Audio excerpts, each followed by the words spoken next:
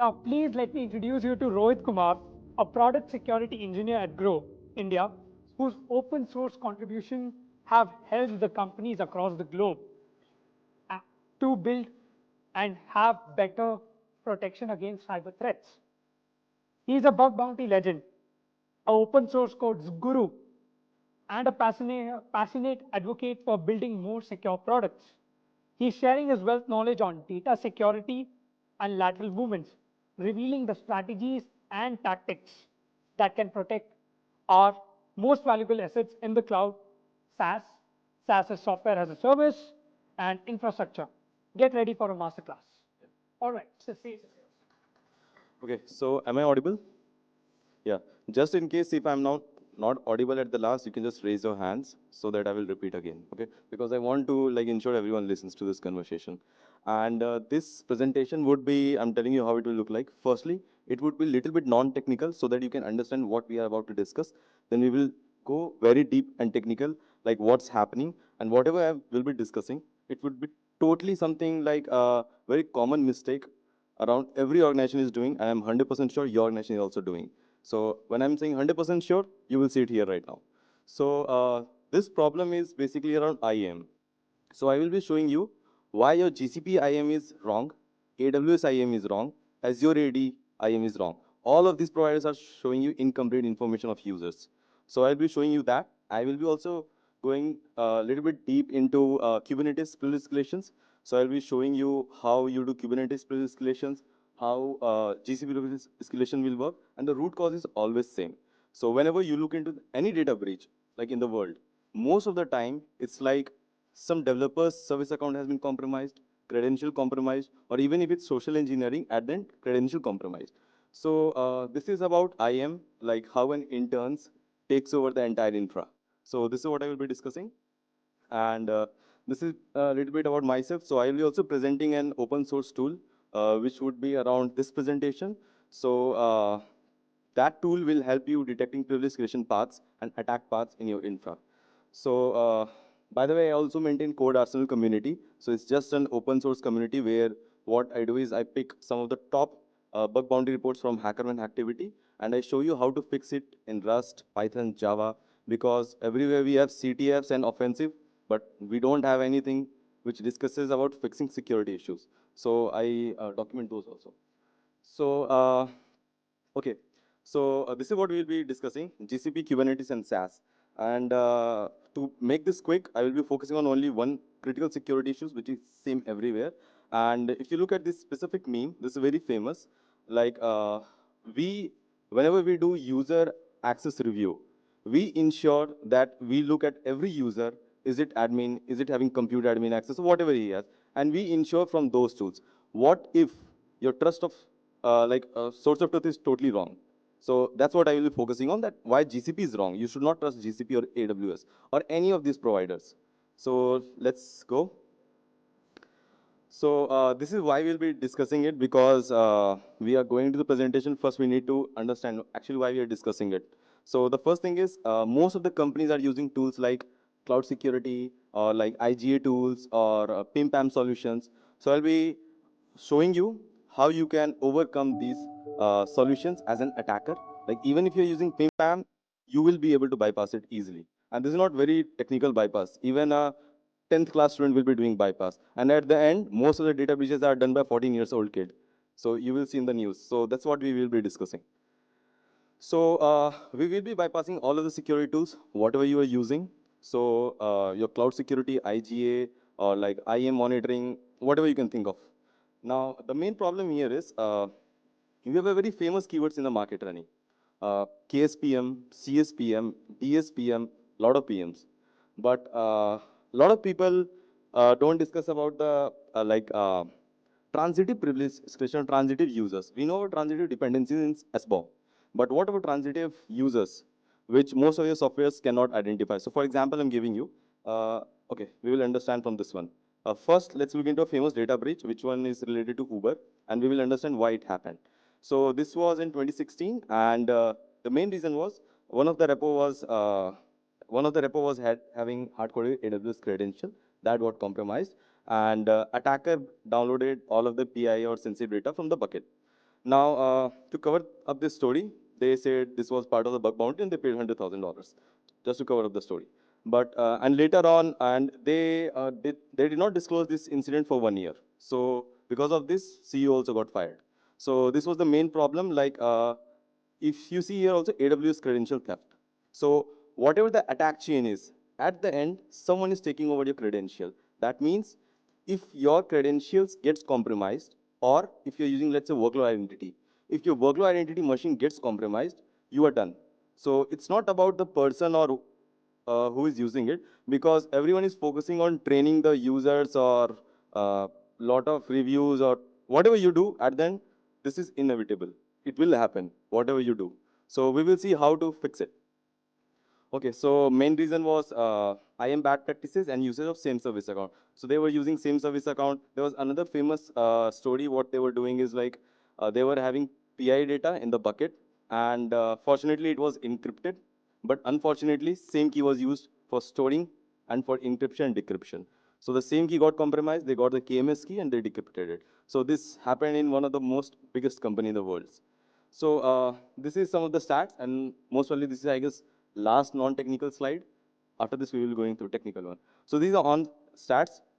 60% of companies goes bankrupt after data breach in the first 6 months because they don't have money to pay the fines and everything. And this is the average 4.45 million is average data breach cost, and 353 million users were affected. So if you see these numbers, this is basically saying this is a big issue, okay? And even if you talk about the AI and everything, you will see very common pattern everywhere in the world. Most of the people are talking about the offensive things. How to do prompt injection, how to hack AI, how to do this, how to do that, how to fix in AWS, how to fix in GCP. But at the end, whatever you are having on cloud, it would be compromised. So if I ask you, when was the last time you heard a data breach which was happened on an on-prem database or an on-prem cloud? Most of the data breach would be happening in somewhere AWS, GCP or there, because at the end, it all connected through your IAM or service accounts, which is like binded transitively. So one thing gets compromised, attacker will keep jumping everywhere. So whenever we discuss about offensive thing, we need to focus on making everything private. So everyone discusses like AI is bad. I'm totally against it. I say AI is bad, but let the hackers hack it. Let the hackers breach our systems. Only then we will be improving our systems. Otherwise, you will be just attending the talks and noting like what is prompt injection and these things, and no one will be fixing it. So the best thing is, instead of depending on the cloud providers like AWS, GCP, start building your own system and start fixing it instead of discussing offensive security. So, so what's the reason? The main reason of these all privilege escalations is shadow access. What shadow access means is, let's say, I want access into my GCP resource, and I go to my admin and I say, give me access to this specific compute, and I want to use it for, let's say, 2 months or 3 months. Now he will give me access, but somehow, because of some reason, other people would be also getting the access. I will show you how. And those other people also won't know that they have the access. Plus, your GCP also won't show that they are having access.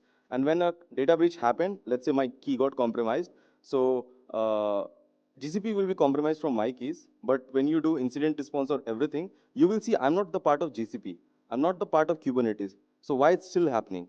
So let's see. This is this is the crux of entire presentation. So this is all about grouping system. So grouping system could be around your Google groups, Azure groups, or like from any of your IDAM tools. Now, if you see, there is a group, 𝗟R𝘁𝗲𝗿𝗹, and there are few members, Varun, Aman, Mohit, and Rohit. So if you see carefully, this AppSec is having one another group, subgroup, AppSec interns. Now, Rohit and Mohit is the main member of the 𝗟R𝘁𝗻𝐶.com. Aman and Varun is member of AppSec interns. Now, why companies will set up this kind of thing? Because we know this is vulnerable. If you discuss with your any of the colleagues, they will say this is vulnerable. But why we are doing it? So most of the time, whenever you are working with your colleagues and they are scheduling meetings, you don't want to send meetings to everyone. So basically, you will create a Google group. So that you send to one Google group, you invite them. And by the way, I'm focusing here on the Google group. It's not about only Google group. This is same with your Azure groups, Google groups, or any IDAM groups. Or even if you are using any SaaS tool where you are having groups or users, like in AWS also you are having that. So this is the main crux. Now let's see. Okay. So next question is, do you trust your GCP IAM? Because if I ask you what accesses your employees are having in GCP, 100% you will go to your GCP IAM. Now let's see why it's totally wrong. So, okay. So this is a screenshot. Now, if you see carefully, this is a GCP IAM screenshot. It's saying devs at that amc.com is having access to BigQuery user. And AppSec at the amc.com is having access, and there are few service accounts. Now, 100% devs would be having a lot of developers inside it. Now, it's not listed here, if you see carefully. If you guys are having your GCP account, you can go and check. Developer's name won't be listed there. So what you can do is, this devs at the amc.com is listed. So you can go to your Google groups and you can check who are the members of this. But when your infra is too large, no one would be checking it. Okay. So now the next question is, why people are giving accesses to devs at their amc.com? They should give direct access to specific person. So to answer this, generally what happens is, let's say my team is doing pen testing of GCP infra. So let's say 5 or 6 members are in my team. And if I go to the infra team and I say, give me these accesses, they would be pretty lazy because they have to follow some standards. So they will say, I will give AppSec access because I can see you all 5 are the part of the AppSec, okay? So let's say interns groups are not there, only 5 members are there, and we know. So they gave me the access. Next day, a new employee joins, let's say intern or someone else, they will be also part of the group. Now they also got the access of the GCP. Now, developer never gave access to the specific person to the GCP, but they got access, and no one knows about this. The same happens in the Kubernetes also. So that's this one. So this happens in Azure AD. So what's the solution basically? Like how we can solve it? Because the main problem around this is, like, when you use cloud security tool, your cloud security tool focuses on the cloud security issues. When you use source code security tools or IGA tools, it focuses on the provision or deprovision of the users. One thing is always missing, the context of your infra. Now, context might be coming from your Google Groups, from your Azure AD, from your Okta, or from somewhere. And doing these kind of integration is pretty tough, okay? Now, this is privilege creation. Before this, I would be also discussing how you can bypass a PIM-PAM tool. Let's say you integrated PIM-PAM tool and you are expecting every kind of access or whatever commands you are running, it's getting logged. Now, there's the basics of programming, and like a lot of people are missing it because basics people don't focus on it. So let's say, and there's also a very interesting case how an ex-employee can access your infra. So I have noticed this many times. Let's say I'm part of your organization and I'm leaving your organization. You will remove me. So let's say I worked for 1 year. I created a lot of documents in my company. So company would not delete me first. They will deactivate my account in Google Workspace. They won't delete because I have a lot of documents. They may need that documents. And if you delete, your documents would be also getting deleted. Now the problem here is, you deactivated my Google Workspace. I cannot do login with my corporate account. So you are expecting I won't be able to log into my console, GCP or whatever. But how many of you know, like, definitely it's a very easy shot to service accounts. I am a developer or I'm someone, I already have a service account. You deactivate my Google Workspace account, and that Google Workspace account email ID is binded to my service account. I can use it. Okay. Now let's say PIM-PAM tool. When you launch a PIM-PAM tool, it's nothing more than a Selenium script with an automated Chrome browser, which fills password for you. So what you can do is, when you click on PIM-PAM tool, it logs you, it opens automated browser, it fills your username and password, and it logs you in. Now, I don't need to do that. I have a service account. I have a workload identity. I have a lot of ways to do that. You are just closing one of the ways I can access the GCP, but I have plenty of ways to bypass it. So it's not something highly technical, but that's where data privilege escalations happens. These are the small changes. Now let's look at this Kubernetes. So this is a dev team role, and they are dev team and dev interns. In dev team, we have senior engineers. In dev interns, we have definitely interns. So this is a dev team role. Dev team is having access to create pods, services, deployments, everything. Very privileged access. So they can do everything. Now, next thing is, we are creating a dev team binding. So we are binding this specific permissions to this specific dev team. Now, let's talk about the dev interns. So these are the dev interns. Dev interns has only access to create pods. So if you look carefully in the resources, we have pods. They can only create pods, delete or whatever they can do. So they can do for this. So they cannot deploy any new services. Now, this is basically dev interns we are creating. We are binding the roles, like whatever they can do. So now the scenario here is, uh, dev interns has very minimum access, pods access, and dev has full access. Now, let's say dev interns credentials has been compromised. Maybe they uploaded a kubeconfig file somewhere or some malware took it. Now, next thing is what attacker would be doing is, attacker would be doing footprinting of the Kubernetes instance to understand what indirect accesses this intern might be having. So according to the previous logic I told you, dev inside dev interns, the hierarchy, okay? So in this attack scenario, I'm expecting that organization is using OIDC protocol, because best part about Kubernetes and worst part about Kubernetes is Kubernetes doesn't know even a single bit about users. Kubernetes never manages your users. So Kubernetes is totally blind on that part. You need third-party plugins or different protocols to manage users. So Kubernetes doesn't know about that. So if you use OIDC, you will be connecting from Google group. And if some new employees joins, let's say your engineering manager or someone adds him to Google groups, he will get access. Now, what's happening here is dev interns doesn't know. Let's say he's not having access. He never used Kubernetes, but someone added him to dev or like AppSec team. So now his credential got compromised. Intern is kind of very basic guy. So let's breach him. Now let's, next what's happening is, attacker will find an elevated role. So we are expecting there will be an elevated service account in Kubernetes. Definitely they will be having a service account. So this service account in same infra, which is having same permissions like everything, like services, deployment secrets. And this is a service account binding. So there is a service account, high privilege. There is a developer, high privilege, intern, low privilege. And now we will go from intern to the complete access of a cluster. So this is next, what's happening?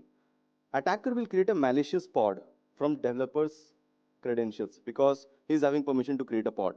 Now, next thing is, he will go inside the pod. After going inside the pod, he will try to get the service account token, default service account token, because it's mounted. He got the service account token, and it's basically a kind of a JWT token, and he will send a request from inside the pod to the Kubernetes APIs. And now he can do whatever he wants.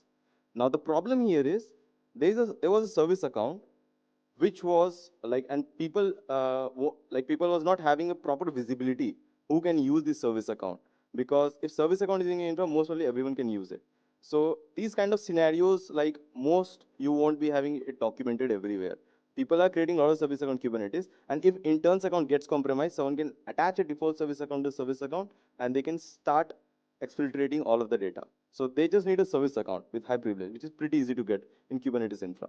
Now, bypass PIM-PAM, I guess I already discussed. Now, ex-employee also I mentioned, like basically, you won't be doing login through old ways like login through corporate ID. You would be just hitting APIs, or like if you have an existing session open in your browser and someone stopped your workspace, so your workspace would be cancelled. Your AWS won't get logged out. Your GCP won't get logged out until that specific session time is over. So your session is still active, your service account is still active, your API keys are still active, and organization is thinking that you cannot access it. So that's the biggest problem right now. So next question is how to prevent all of these things, like what we can do, because doesn't matter whatever you're using, even if you're using any IAM security tool, at the end it's getting data from your GCP, getting data from your AWS, and it's showing you, and that data is wrong. So what we can do? So the challenge here is, I'm not focusing on cloud providers. I'm focusing on everything, entire infra. Your company might be using thousands of applications. So we will consider Google Cloud. We will consider Azure Active Directory, AWS, Kubernetes, Azure, like anything, whatever you can think of. We need visibility across everything. Because let's say if someone gets access to GCP, is there any way they can access from GCP to Azure AD, from Azure AD to AWS, from AWS to any, let's say, HR portals or anything? So whatever access they can think of, every system is interconnected at some point. So what about visibility of those things? So how many of you heard about the Bloodhound project for Azure AD? So this is a pretty good project, Bloodhound. And first, I started working on my project. Then later on, I found there's something like my project, and which is Bloodhound. And this project is used for finding the attack paths in the Active Directory. So you select someone's email or something, it will tell you how you can jump from one to one position to get the admin access. So this is pretty good. but this is for only Azure AD. Let's build something which is for everything, not something platform dependent like Azure AD or anything. So we want, plus if you see here, it's telling you about resources only in Azure AD. Like if I want to take Azure, if I want to take over your AWS or GCP, you cannot get it. So what if we can have something in the same console? I can tell you, this is the user, you are having access to this specific thing. Because of this, you can take over his GCP, AWS, and this is how you can do it. So let's say, so this is the project what I created, and this is totally open source. You can note a link also. So this is the exposed Oasis link, and for now, GCP module is public. So if your organization is using GCP, you can use this tool. So what it does is, it maps your service accounts, it maps your user, it maps your resources, and it tells you the attack paths. Right now, it's focusing on the service account and users. Next, what I'm focusing on, finding the if any compute instance is having access. Like for example, if I have access to EC2 and EC2 is having access to S3, so if we can find that, so that will be far better. So that's where I'm focusing next. But this would be pretty good to find service account or user-based position. Let's see how it works. So we will see demo also. So this is a kind of a small screenshot. So this is your, the green dots is the service accounts. We will look it in the zoomed one also. And the pink one is the permission name. And the @ symbol is basically your gravatar. So it's your real user entity. And there's another one, user group. So it will tell, like, this permission is having access to this user or to this service account. And this goes more deep because of your Azure AD infra, because you have a lot of more people in Azure AD linked. So this is how it works. Now, this is one of the interesting scenario which we found. So in this scenario, there was a project, and there was one of the guy who had Gmail access, and he has admin access, okay, in the infra, and no one was aware of that. This Gmail access was in the infra from 4 years, and none of the tools detected it. Why this happened? Because again, this is about the context of the tool. Your tool doesn't know about this. So this guy is Ritesh322@gmail.com. This guy is having access in one of the project, and your GCP can have thousands of projects. Pretty tough to find it. And this guy had admin access. Now, if you look at most of these tools, there's one very common problem, because if you know most of the enterprise tool, they will also show this kind of pretty graph where you can do this. But if you think practically, like, would you be playing with these kind of UIs for finding real attack scenarios in your company where you have thousands of infra? You won't be doing it. It's good for demo or something like that. So what we need here is, you need to have capabilities to query over your entire infra. Something like, is there any intern who joined in last quarter who is having access to, let's say, compute admin? Or is there any intern from customer support team who can have access to these resources? Now, when you say, is there any intern? So we are focusing on two things. First thing is, if someone gave access, like they know they gave access, like someone did privilege escalation, like someone gave. Now, second scenario is, no one knows about this. It happened by mistake. So these queries will help you finding these kind of scenarios also. So let's see the next one. I guess this is demo. Okay, so let's see the demo, then we will see the queries part, and then we can have a Q&A, or if you have any discussions around these things.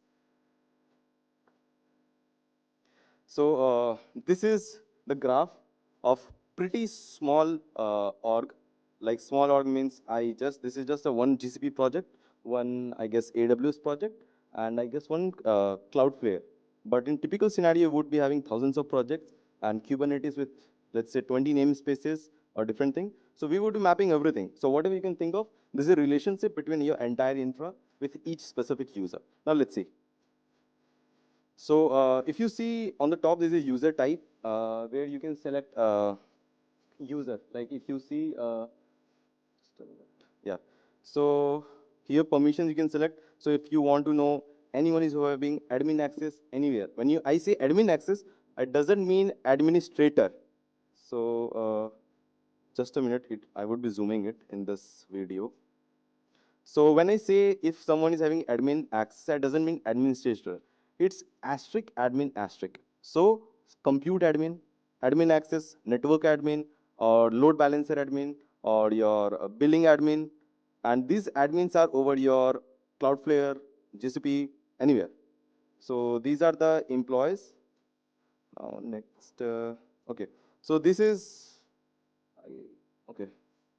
So this is the UI I will be showing. Like there's a user, uh, Stuart Kumar. So this user, what I'm showing is there's a provisioning group, Google provisioning group, ID team created. There's another group, all AMC users. There's another group, GitHub users. Now, interesting part here is this is telling like Stuart is having access to Zoho, to Freshworks, to G Suite, and to HRMS portal and everything. Now, if you analyze this attack path, there might be some scenario where you never give access. There might be some scenario, but we will be seeing how you can do it when you are having, let's say, 20,000 users or 10,000 users and a lot of resources. So let's skip this part. I have another one good example. So this is a pretty good example. Just a minute. I missed. So there is a user. The user is Nigendra. So this user is, if you look carefully, this user is having access to a group called GitHub Owners, right? This GitHub Owners was created in your Azure AD. This user is having access to GitHub Enterprise Managed User. And this is also linked to your Azure AD. So the node is highlighted. This user is having direct access to GitHub Enterprise Manager user, which is part of your Azure AD. You connected through Azure AD. Okay. Now let's say in this scenario, you want this user to remove from your infra. So what you will do? You will go into your Azure AD, you will remove him, or you will remove from your GitHub member settings or somewhere. That's what you will do. Let's say we did it. We removed him. But still he's having access. Let's see how. So you removed him from this specific permission. Now there is another node. If you click on it, just a minute. So if you click on it, he is part of the GitHub owners group. Now GitHub owners group is having enterprise owner access. Now enterprise owner is part of your Azure AD. Now the thing is, you removed me from your GitHub IAM, but I can still have access from GitHub owners group. Let's say you removed me from GitHub owners also. There would be another group.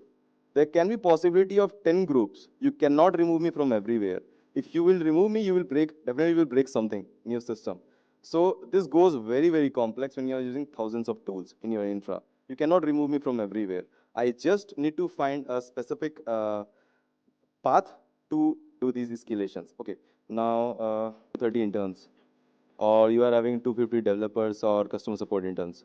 So I just showed you example of one intern rule. Instead of intern, you can write engineer asterisk. It focuses your product security engineer, testing engineer, everything. Or instead, you can not define it. It looks at entire infra for every user. So you can do whatever you can. Yeah, that was my thought actually. Yeah. Thank you. I think you can find Rohit in the hallway. You can ask him more questions there. We are running out of time. Yeah.